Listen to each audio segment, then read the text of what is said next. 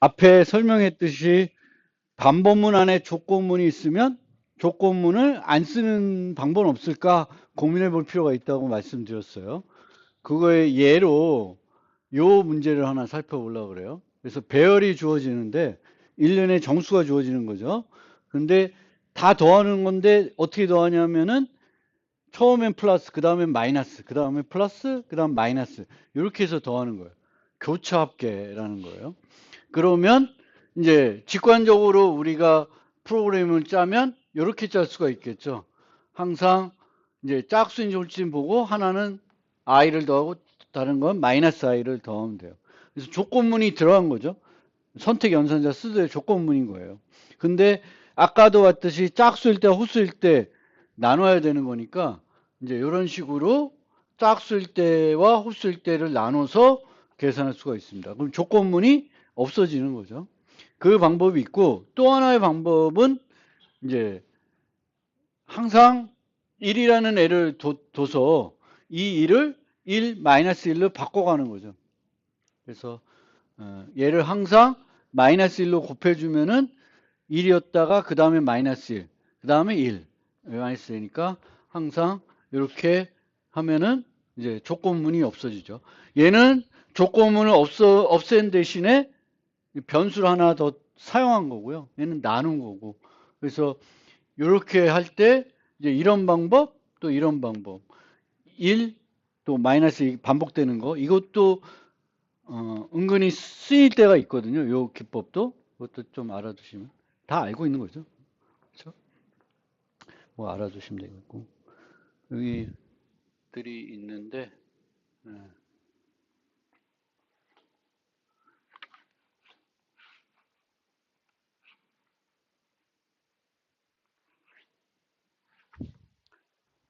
is ugly number는 2와 3과 5 그렇죠? 요 문제는 둘 중에 하나만 살펴볼 건데 프라임 팩터스가 2, 3, 5로만 구성되어 있으면 이제 ugly number라고 하고 그렇지 않으면 ugly number가 아닌 예요. 그래서 그 문제를 살펴보면 이제 이런 식으로 반복문을 써서 2로 쭉 나눠보고 3으로 쭉 나눠보고 5로 쭉 나눠봐서 결과가 1이면 1이 되는 거죠. 아니 어글리 넘버가 되는 거죠. 그래서 저게 이제 직관적인 방법인 거고요. 여기 보면 화일문이 이렇게 되어 있는데 2, 3, 5, 2, 3, 5. 그 숫자만 달라지죠. 숫자만 달라지면 여전히 또 변수를 도입해서 그, 그 여러 번에 하는 게 아니라 하나로 만들 수도 있죠. 그래서 이런 식으로 이제 어레이를 써서 SCD 어레이라는 게 있고 뭐 어레이 안 쓰더라도 일반적인 그냥 어레이 써도 되죠. 2, 3, 5로 구성된 그래서 개로 나눠 볼 수가 있습니다.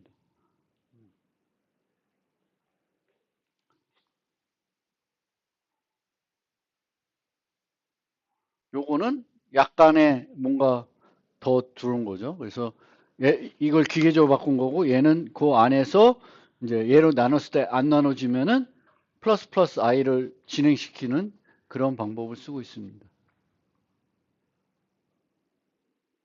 for while이 없고 이렇게 while if 해가지고 이런 식으로 쭉 돌아가는 그러니까 한 문제를 여러 개의 방법을 풀 수 있는데 이제 이게 우리가 여기서 여기로 가는 것도 여러분들이 그 프로그램을 간결하게 만들 때 똑같은 패턴이 이렇게 반복이 되잖아요. 그럼 그게 반복이니까 그 반복을 우리가 그 반복이 안 되게끔 만들 수가 있거든요, 늘. 그래서 그런 것들을 우리가 생각해 볼 수가 있습니다. 그래서 요거하고 요거를 한번 비교해 보면 방법을 늘 생각해 보면 좋겠습니다. 그래서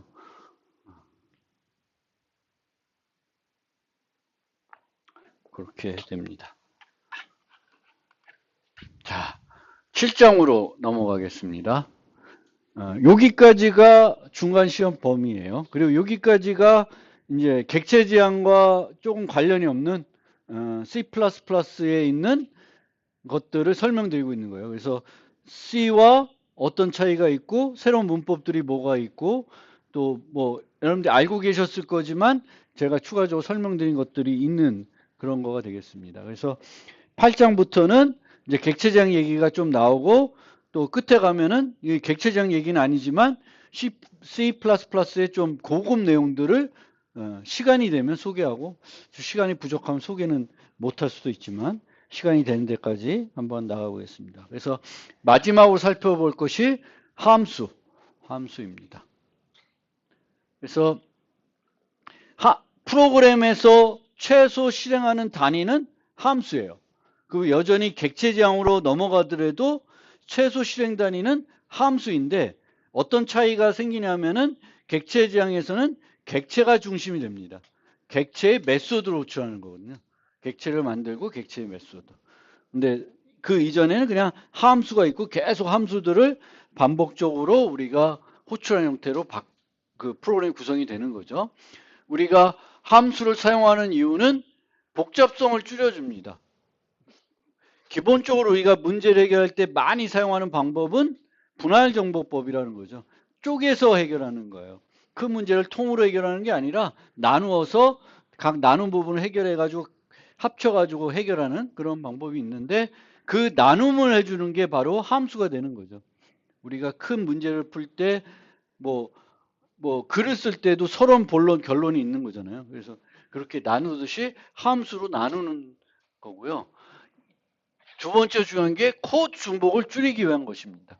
똑같은 거를 계속 반복하고 있다. 그럼 요만큼 쓰고 또 저기 가서 또 똑같은 거 쓰고 똑같은 거 쓰는 거는 이제 귀찮은 일이기 뿐만 아니라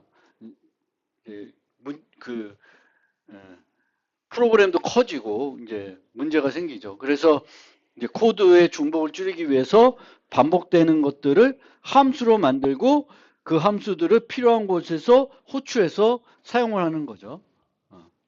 그리고 특정 작업을 추상화 해주게 됩니다. 그래서 함수로 이름을 붙이게 되면 가독성을 또 높일 수가 있어요.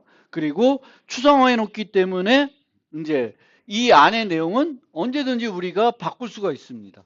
다른 코드를 수정하지 않고도 바꿀 수가 있어요. 이 졸업 조건은 우리가 거기서만 수정하면은 이걸 호출하는데 다 일괄적으로 적용이 되겠죠. 그래서 수정을 용이하게 해주는데도 함수가 되게 효과적입니다. 그래서 가독성 향상 추상화. 그 다음에 이 함수를 이 프로그램에서만 쓰는 게 아니라 또 우리가 갖다가 다른 프로그램에서 또 활용할 수가 있죠. 라이브러리가 그렇게 해주는 거죠. 라이브러리는 여러분들이 많이 사용할 것 같은 함수들을 미리 만들어서 제공해 주는 거죠. 그래서 함수의 장점은 이제 크게 요 네 가지입니다. 그리고 여러분들은 극단적으로 모듈화할 필요가 있습니다. 그래서 모듈화한다는 건 함수로 나눈다는 걸 생각하시면 되겠습니다. C++는 함수 선언과 정의가 분리되어 있습니다. 함수 선언과 정의가. 그래서 함수 선언은 함수의 형태를 컴파일러에게 미리 알려줘서 함수 호출에 대한 문법을 컴파일러가 검사할 수 있게 해주는 거예요. 특히 우리는 1장에서 소개했듯이 그 컴파일러가 작업하는 단위는 소스 파일 단위죠. 소스 파일이 3개 있으면 각각을 독립적으로 번역한 다음에 결합을 나중에 하게 되는 거예요. 그래서 파일마다 독립적으로 컴파일할 수가 있어야 되는 거예요. 근데 다른 파일에 있는 함수를 내가 이 파일에 쓰려면 그 파일에 대한 최소한의 정보가 없으면 이 코드가 잘 작성된 코드에 있는지를 컴파일러가 확인할 수 있는 방법이 없는 거죠. 그래서 이제 함수 정의가 없더라도 뭐는 있어야 돼요? 이 문법 검사하려면 함수의 선언이 최소한 있어야 되는 거죠. 그걸 위해서 우리가 함수 선언은 주로 어디다 해? 헤더 파일에 하는 거죠. 그래서 헤더 파일 통해서 다른 파일에 있는 여러 정보들을 제공해 주는 거죠. 내가 라이브러리에 있는 함수를 쓰려고 그래도 그 라이브러리에 있는 함수의 모습이 어떻게 생겼는지를 컴파일러한테 알려줘야 되니까 헤더 파일을 넣는 거죠. 헤더 파일에 함수 자체가 있는 건 아니에요. 그렇죠? 그래서 함수 선언이 꼭 필요한 이유는 다른 파일에 있는 함수 호출, 그리고 서로 호출. 원래 함수 정의가 있고 또 이 함수 정의에서 얘를 호출하면 문제가 없죠. 선언이 없어도. 근데 뭐 서로 호출하거나 막 순서가 이렇게 되면 힘들어져죠. 그래서 함수 선언을 미리 우리가 다 하면 밑에 함수 정의를 어떤 순서로 하는지 상관이 없죠. 근데 막 함수 선언 없이 하려고 그러면 위치를 막 바꾸고 그래야 되겠죠. 그래서 그 함수 선언이 보통 우리가 그 소스 파일 꼭대기에 하는데 실제 꼭대기보다도 어디다 해주는 게 좋냐면 헤더 파일에서 이제 하는 게 좋고요. 함수 선언과 그것에 대응되는 함수 정의는 반환 타입, 매개변수 목록의 개수와 각 타입이 일치해야 얘가 그 함수 선언으로 인정이 됩니다. 이게 C에서 C++ 오면서 조금 더 엄격해졌습니다. 근데 이제 함수 선언과 함수의 정의를 우리가 일치되는지를 볼 때 매개변수 이름은 상관이 없어요. 문법적인 검사를 하는 거기 때문에 매개변수 이름은 함수 선언에는 뭐로 되어 있고 함수 정의는 다른 걸로 되어 있어도 문제는 없습니다. 근데 그게 다르면 또 안 좋겠죠. 그리고 함수 선언엔 그래서 매개변수 이름을 안 써도 돼요. 함수 선언에는. 컴파일러는 그게 그 컴파일러 입장에서 중요한 게 아니기 때문에. 그런데 함수 선언에서 그 매개변수의 이름은 우리 같은 개발자 입장에서는 중요하죠. 왜냐하면 걔 가독성의 일부니까. 이 함수에서 그 매개변수의 이름을 보고 이 매개변수가 어떤 인자를 거기다 전달해야 되는지를 알려주기 위해서 우리가 적절한 이름을 쓰잖아요. 그래서 함수 선언에서도 이름이 필요 없지만 중요한 거다. 이름을 생략하지 말고 써주는 게 좋다라는 거고, 값 전달 방식에서는 const는 선언과 정의 일치を판단할 때 고려하지 않는다. 그래서 얘는 다른 거예요. 포인터니까. 아니면 참조면 다른 겁니다. 근데 얘는 상관이 없어요. 얘는 상관이 없는데 같은 함수는 인치하지만 얘와 얘는 이 f 함수를 정의할 때 다르죠. 그 함수에서 할 수 있는 일이 다르잖아요. 이 함수에서는 이 매개변수를 수정할 수 있어요. 얘는 수정할 수가 없습니다. 근데 전달하는 입장에서는 차이가 없는 거지. 그 컴파일러 입장에서는 이 함수 호출이 잘 됐나 안 됐나를 보고자 싶은 거지. 이 함수의 내부 내용이 잘 됐는지를 검사하려는 게 아니야. 함수 선언은. 그래서 이 두 개는 같은 함수 선언이다. 이지만 뭐 이것도 실제 F 함수를 작성할 때는 달라지는 거니까 주의가 필요한 부분이 되겠죠. 그래서 함수 선언, 함수 선언. 이거 C에서는 이런 것도 문제가 안 됐는데 이제는 문제가 된다라는 겁니다. 예전 C에서는 비어 있으면 모르겠다 뭐 이런 식이에요. 근데 이제는 비어 있으면 이제 C++에서는 얘는 인자가 없는 함수다라고 명확하게 결론을 내리기 때문에 에러가 난다라는 겁니다. 그리고 이제 함수 선언할 때 이렇게 생략할 때도 있습니다. 정의에서. 함수 정의할 때 생략할 때도 있습니다. 생략을 하면 이 안에서 안 쓰겠죠. 그래서 이제 다음 버전에는 뭔가 활용할 게 있어서 이렇게 만들기도 합니다. 그런데 이렇게 만들어 놓으면 전달할 때는 여기에 뭔가는 전달해야 돼요. 이 안에 쓰진 않아도. 그래서 예외적으로 함수를 정의할 때 매개변수 이름을 생략할 때도 있기는 있습니다.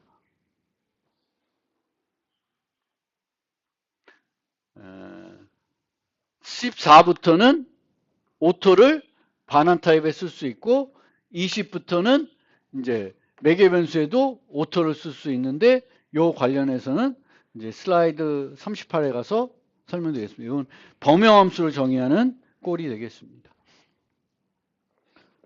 그 다음에 이제 C++에서는 기본 인자라는 거를 우리가 쓸 수 있어요. 기본 인자.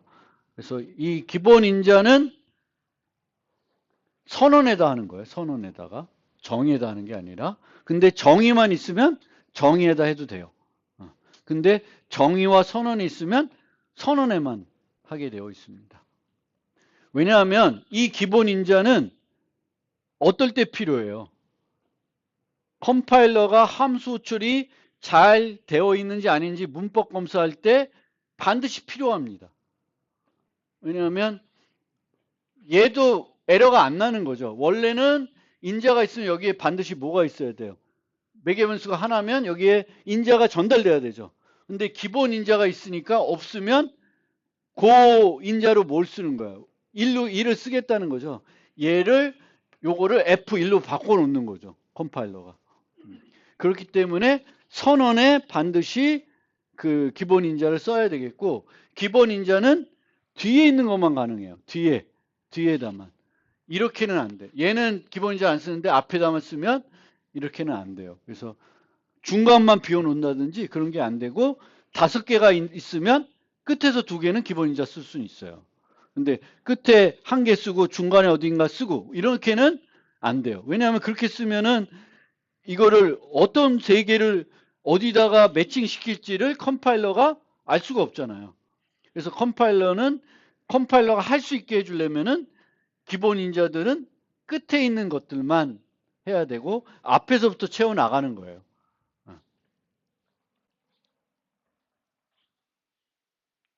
그래서 기본 인자 이런 식으로 다 줄 수는 있죠. 얘만 생략할 수는 없어요. 그렇죠? with 중간 거만 with는 무조건 줘야 된다. 그렇게는 못 만드는 거예요. 그래서 기본 인자가 있다. C++에서는 C에서는 없었는데 그 다음에 이제 함수의 종료. 함수의 종료는 프로그램을 실행할 문장이 없거나 리턴문을 만나면 함수는 종료합니다. 이게 정상적으로 종료되는 거고요. 그 다음에는 예외가 발생을 하면은 함수가 비정상적으로 종료됩니다.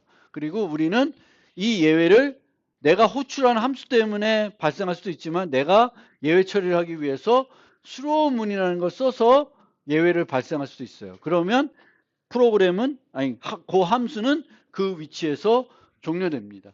이 예외 관련된 거는 10장에서 아마 설명드릴 때는 거기 가서 하고, 이제는 이제 예외 때문에 비정상 종료될 수 있지만 예외가 아니면 항상 리턴문을 만나거나 실행할 것이 더 이상 없거나, 그런데 반환 타입이 있으면 항상 뭘로 끝나야 돼? 리턴으로 끝나야 되는 거고, 그 리턴도 이제 값을 반환하는 형태로 리턴으로 끝나야 되는 거죠. 반환 타입이 있으면. 그리고 이 반환하는 값은 반환 타입과 호환이 돼야 돼요. 정확하게 일치 안 돼도 호환이 돼야 됩니다. 그래서 얘는 정수고 더블이면 실제 반환되는 건 1이 아니라 정수 1이 아니라 1을 더블로 바꾸겠죠. 얘는 스트링이고 1이면 1을 S3 스트링으로는 자동으로 변환 안 되니까 에러가 납니다. 얘는 내가 일부러 투스트링 써서 바꿨으니까 상관이 없죠. 그리고 이제 얘는 이제 값 복사 방식으로 반환하는 형태가 되는데, 요 1이라는 거를 이제 이 환경에다가 복사해 놓는 거죠. 쓰게끔 하는 건데, 얘는 이 값을 복사해 놓는 게 아니라 뭘 복사해 놔요? 주소를 복사해 놓고 얘는 얘를 참조하는 변수를 하나 또 만들어 놓는 거예요. 얘 참조하는 이름을 하나 또 만들어 놓는 건데, 이 n은 이 함수들이 종료되면 없어지는 거예요. 없어진 것을 주소를 참조하거나 없어진 거를 참조하면 안 되겠죠. 근데 이게 문법 오류가 아니에요. 뭘 준다? 경고만 줘요. 그래서 이런 건 절대 쓰면 안 됩니다. 매우 위험한 겁니다. 그래서 지역 변수의 주소를 반환하거나 참조를 반환하는 건 절대 하면 안 돼요. 그래서 항상 주소나 참조를 쓸 때는 그 주소나 참조가 여전히 유효한지를 알아야 됩니다.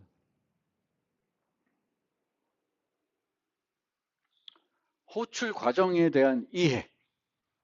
그래서 우리가 함수를 호출하면 그 함수를 이제 실행을 해야 되는데, 그러면 CPU 입장에서는 그 함수를 실행하기 위한 코드도 필요하지만 코드뿐만 아니라 그 함수 실행하려는 여러 가지 데이터를 처리해야 되는데 그 데이터를 저장할 수 있는 메모리 공간도 확보가 되어야 돼요. 그래서 우리가 프로그램 실행되면 그 프로그램을 위한 스택 공간과 힙 공간이 있고요. 이 스택 공간에는 함수마다 스택 프레임이라는 공간이 쌓이게 됩니다. 그래서 스택 프레임이 쭉쭉 쌓이는데 이 스택 프레임이 쌓이는 형태가 어떤 식으로 쌓이냐면은 동전 쌓기처럼 위에 이렇게 쌓여져요. 쌓여져서 내가 지금 접근할 수 있는 거는 맨 위에 있는 것만 접근할 수 있는 거죠. 그래서 맨 위에 있는 애가 뭐가 돼? 현재 진행 중인 함수가 되는 거예요. 그래서 이렇게 메인에서 메인이 먼저 호출되겠죠, 항상. 그 다음에 메인에서 F로 호출하면 메인의 스택 프레임이 있고 그 위에 F 함수의 스택 프레임이 쌓이는 형태가 됩니다. 그리고 함수가 호출이 되면 이제 뭐 어떤 일들이 필요하냐면 이제 공간을 확보해야 되고 복귀 주소를 저장해야 되고 인자를 처리해야 되고 그 다음에 몸체를 실행하고 몸체 실행이 끝나면 반환값을 처리해야 되고 반환값이 없을 수 있죠. 4는 선택적으로 한다라고 하는 거고 인자 처리도 인자가 없을 수도 있죠. 그 다음에 공간을 반납하게 됩니다. 그런데 이 함수에서 필요한 스택 공간의 프레임 크기, 스택 프레임의 크기는 컴파일러가 코드를 번역하면 얼마나 공간이 필요한지 알 수가 있습니다. 정확하게 알고 그만큼의 공간만 확보를 해줍니다. 그래서 이런 식으로 메인이 호출되면 메인 위한 프레임이 만들어지고 그 위에 F가 호출되면 또 쌓이는 거예요. 쌓였다가 여기서 뭔가 처리되고 얘가 끝나면 없어지고 얘만 남고 메인의 스택 프레임도 다 쓰면 프로그램은 종료되는 거고요. 이런 복잡한 과정이 일어나기 때문에 함수 호출은 싸다 비싸다 비싼 거예요. 그래서 가급적이면 함수 호출을 안 하려고 할 수 있는데 그 생각은 좀 잘못된 생각이고 우리는 많이 함수로 만들어서 모듈화하는 것이 좋습니다. 그리고 최적화는 누구한테 맡겨요? 여러분들이 스스로 하려고 하지 말고 컴파일러가 하게끔 내버려두고 우리는 모듈화 많이 하고 그 함수의 장점들을 충분히 살려서 모듈화를 정말 극단적으로 하실 필요가 있습니다.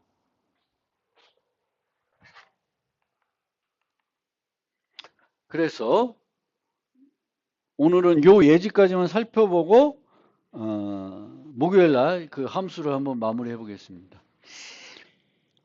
그래서 이 문제는 문자열이 주어지는데 이 문자열이 안전한 패스워드인지를 검사하는 거예요. 여러분들 요즘 패스워드 자주 바꾸라고 하죠. 바꿀 때마다 또 거기서 검사를 하잖아요. 제일 싫은 거 옛날 패스워드 똑같은 거 입력했습니다. 안 된다 그러는 거예요. 그게 왜 화나냐면 내가 패스워드 바꾸는 이유가 패스워드 까먹었어. 패스워드를 까먹어가지고 이제 새로운 패스워드 만드는데 새로운 패스워드로 입력했더니 옛날 패스워드 똑같다고 안 된대. 얼마나 화나. 그거 그냥 썼으면 되는데. 그래서 그렇습니다. 그래서 이제 패스워드의 조건으로 요즘 많이 쓰는 게 요즘은 8자가 아니라 12자 이상 뭐 이렇게 많이 하더라고요. 근데 옛날 보면 8자 이상, 소문자가 하나 이상, 대문자가 하나 이상, 숫자 하나 이상, 특수문자 하나 이상, 뭐 더 조건을 달 수도 있는데 뭐 이렇게 조건을 달았다라고 하면은 내가 이 문자열이 이 조건을 만족하는 앤지를 살펴보고 싶어요. 그러면 이런 식으로 코드를 짤 수가 있습니다. 만족해야 되는 조건이 5개니까 5가지를 검사해야 되잖아요. 그러면 첫 번째로는 뭘 검사해요? 길이를 검사하죠. 길이가 8 이하면 안 돼. false. 그 다음에 이제 4가지를 검사해야 되죠. 대문자가 있는지, 소문자가 있는지, 숫자가 있는지, 특수문자가 있는지 보는 거예요. 그래서 한번 쭉 훑으면서 4가지를 다 검사하고 있습니다. 그래서 소문자가 있는지, 대문자가 있는지, 숫자가 있는지, 그리고 이게 아니면, 이 3개가 아니면 뭐야? 특수문자겠죠. 그래서, 추가가 되는 거예요. 근데 얘는 각 문자마다 요 3가지 검사를 어떻게 다 하고 있죠. 실제 한 번 찾으면 A가 소문자인지는 더 이상 그 검사할 필요가 없는 거죠. 패스워드에. 근데 그렇게 하고 있습니다. 모듈화 없이 하나의 함수를 검사하고 있고 불필요한 검사를 계속 진행하고 있습니다. 그래서 얘를 조금 더 바꿔보려고 이런 식으로 바꿨어요. 자, 이제는 얘를 4개를 나눴죠. 이제 4개를 나눴어요. 이게 4개를 나누면 어떤 효과가 있냐면 이제는 소문자를 만나면은 더 이상 검사 안 하죠. 소문자 검사는. 근데 여기서 만약 has low가 false면 이 밑에 거 할 필요가 없는데 하고 있죠. 그래서 이렇게 나누고 있는데 별로 효과는 없어요. 근데 얘를 아주 극단적으로 모듈화하면은 이제 이렇게 모듈화할 수가 있습니다. 그러면은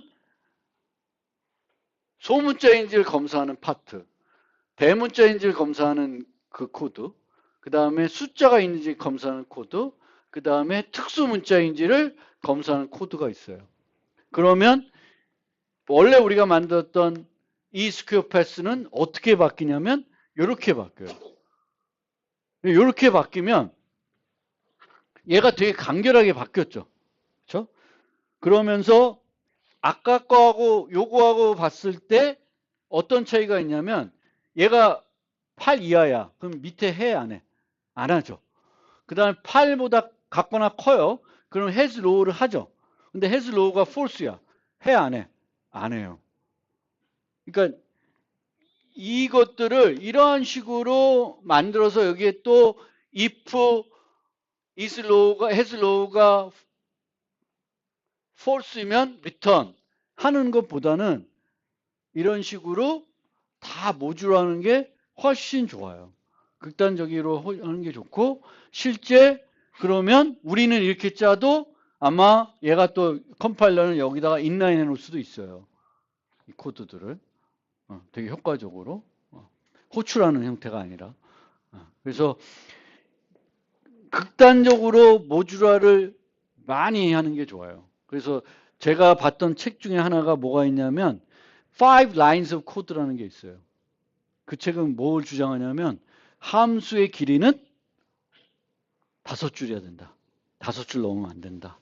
그렇게 얘기하고 있어요. 그래서 함수를 정말 극단적으로 모듈화하면 할수록 나쁜 게 아니에요. 더 좋습니다. 그래서 많이 내가 너무 불필요하게 모듈화한 건 아닐까 생각할 정도로 모듈화를 하는 습관을 기르는 게 좋은 거예요. 좋은 겁니다. 제 교체 얘기하면 길어지니까 오늘